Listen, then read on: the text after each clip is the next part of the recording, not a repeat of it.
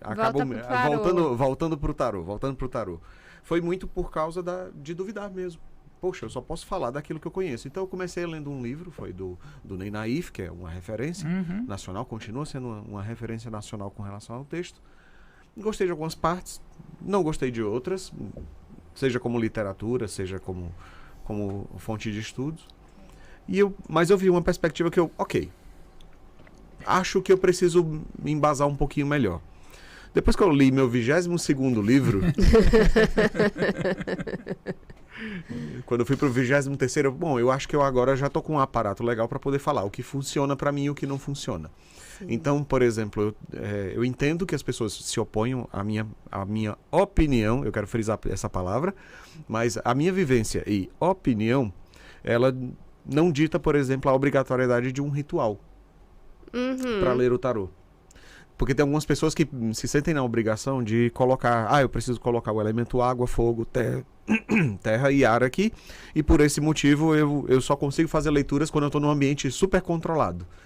Tudo bem, se isso faz parte do que você acredita, da sua crença, para sua criação de ritualística e egrégora, vá lá. Mas, na minha prática, isso nunca foi afetado. E aí sim eu fui experimentando, eu fui testando as coisas que funcionavam para mim e quais não. E uma das coisas que funcionou para mim, aí eu vou entrar no ponto que você queria chegar. O que funcionou para mim foi não ler o futuro das pessoas. As cartas podem fazer isso? Inexplicavelmente. Eu como uma pessoa, um cientista, empirista, evidencialista, eu não consigo explicar para uma pessoa que é descrente como é que ele funciona. Eu só sei que funciona. Mas eu vi que simplesmente ler o futuro para as pessoas tirava delas a sua agência sobre a própria vida. Eu tiro dela a responsabilidade pelos seus próprios atos. Eu começo a tolher o caminho dela. Olha, isso é o que vai acontecer. E a pessoa vira vítima das próprias consequências, das consequências das próprias decisões. Uma vez eu fiz uma leitura, eu sempre uso esse exemplo, mas é porque ele foi muito emblemático. Uma colega de faculdade, olha, eu estou estudando tanto para esse mestrado, estou doido para passar e tudo, estou me dedicando. E eu vi nas cartas, eu fiz aquela clássica leitura de situação, problemática, conselho, e ficou muito claro que ela estava super se dedicando, ela ia passar na prova do mestrado. Eu falei isso para ela. O que foi que ela fez? Parou de estudar. E, obviamente, o que aconteceu? Ela não passou e ela veio cobrar depois. É óbvio que ela veio cobrar depois. E não fazia o menor sentido. Ela, poxa, mas você disse que eu ia passar. Eu disse que você estava estudando mesmo, dava para ver nas cartas que você estava entregando bem e o conselho é, continue e vai dar certo. Sim. Se você não faz isso... Eu tenho uma abordagem, agora a gente vai discordar educadamente, tá? Tá bom, eu tenho uma abordagem que é a seguinte, eu acredito nisso, que é importante você conhecer o seu futuro para que você possa intensificar as coisas boas que vão ocorrer e se preparar para as coisas ruins. Então, por exemplo, nessa situação da faculdade, né? Ela poderia ter intensificado os estudos. Ela poderia ter olhado isso com esse viés, né? Poderia. Eu tenho um jogo que eu costumo fazer muito, que é a mandala, né? Que você faz as previsões pro ano e por trimestre. Então eu falo para as pessoas, olha, nesse trimestre aqui você corre o risco de sofrer ou uma fraude ou perder dinheiro, toma cuidado. Por quê? Porque quando chega naquele momento, a pessoa fala, realmente, olha, eu quase que fui fazer um negócio aqui de vender o carro e quase perdi dinheiro. Ainda bem que você me avisou, porque eu ia perder dinheiro. Boa. Então, eu acredito nisso, de você usar o tarô não para você prever o futuro, não como se o futuro fosse algo que estivesse fixado, que fosse algo com alguma coisa que está escrita, pré-determinada e tal. Mas que sim você pudesse conhecer para você saber que você está com uma probabilidade e quando você tem aquela probabilidade você pode mudar o caminho, você pode mudar a rota, né? Você sabe que você vai ser assaltado passando na frente da escola, você vai pela rua de trás. É mais ou menos isso, né? Eu tenho um ponto, que aí eu vou discordar um pouco dos dois, eu vou apanhar, não batam em mim. É que assim... Você não discorda de mim, tá ok? Eu vou discordar, tá ok? Que é assim... Good God. Mas aí eu vou trazer um pouco da minha vivência com as runas também. Ótimo, excelente. astrologia, mas astrologia, um pouco da astrologia védica, e vou trazer o meu exemplo, minha experiência para poder discordar com vocês com conhecimento de causa, tá? Que assim, Ótimo. nas runas, na mitologia nórdica, a gente entende que existe o destino que já é traçado, que é o Orlog e o Id, e existe o destino que você pode modificar, que você pode mudar. Então, tem coisas que você vai viver nessa vida que você precisa viver, não adianta, você vai correr, mudar a rua, mudar de rota, mas você vai passar por aquilo ali. Uma hora ou outra você vai ter que passar por aquela situação. Que é o conceito de Orlog, né? Isso. E, então, talvez numa tiragem de tarô, de runas, alguma coisa, você consegue identificar esses destinos que você tem. Certo. E também, para mim, existe a possibilidade de ter esse destino que pode ser mutável. Que eu tenho um pouquinho de ascensão sobre ele. De ascensão e de livre-arbítrio e tal. Eu até lembrei do nosso amigo que veio aqui também, que vai vir no 13º programa, o Vitor, que ele falou, Lili, essa coisa de... não existe livre-arbítrio. Não existe livre-arbítrio. Eu fiquei, meu Deus! E aí eu fiquei pensando também na astrologia védica. E aí você vai ver vários planetas e várias situações e várias posições e até planetas que a gente não tem aqui no nosso ocidente. Sim. E para mim, né, até conversando com meu irmão essa semana, e ele falou assim, olha, eu fiz, cara, tem alguma esperança aí para mim, alguma coisa? Quando é que vai modificar? Como é que vai melhorar aí e tal? Ele, a partir de novembro começa a melhorar para você, porque você ainda... Os planetas que estão em debilidade e tal vão começar a ficar melhores e tal. Pô, legal, posso ter esperança na minha vida ainda, vamos nessa. Então, para mim, por ser encontro oracular, né, esses oráculos e todas essas coisas, elas me servem não só como uma coisa terapêutica ou só divinatória. São as duas coisas. Então, por isso que vocês não iam bater em mim, porque junta as duas coisas, entende? Inclusive, agora eu quero que ele continue contando como que o Orlog fez ele estudar tarô, né? Boa. Sim. Eu não conhecia esse conceito de Orlog. Bom saber. É Orlog e o outro? Weird. Weird é a teia que as moiras teciam. Na mitologia nórdica, são as Nornes que tecem, né? Isso. Entendi. E você tem o Orlog, que é o destino fixado, que é o destino dos deuses. Então você tem o destino dos deuses e o destino dos homens. Como se você fosse um cachorro na carroceria de um caminhão. Você consegue se movimentar na carroceria, é o Weird, mas o caminhão andando na estrada é o Orlog. Entendeu? Entendi. Agora ficou mais claro. Obrigado pela explicação. Eu não expliquei direito, gente. Desculpa. Não, explicou muito bem. Boa. Por que o caminho terapêutico, então? Primeiro ponto, inclusive, já que esse é o assunto e pauta, nada que você chame de terapêutico substitui uma psicoterapia. Eu quero deixar isso muito, muito claro, tá?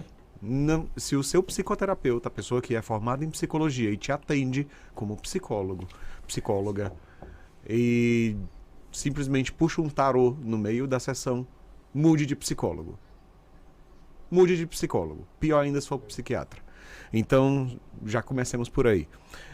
É terapêutico, o tarô pode ser terapêutico, tanto quanto uma boa conversa com uma pessoa de conhecida sabedoria, um amigo de confiança.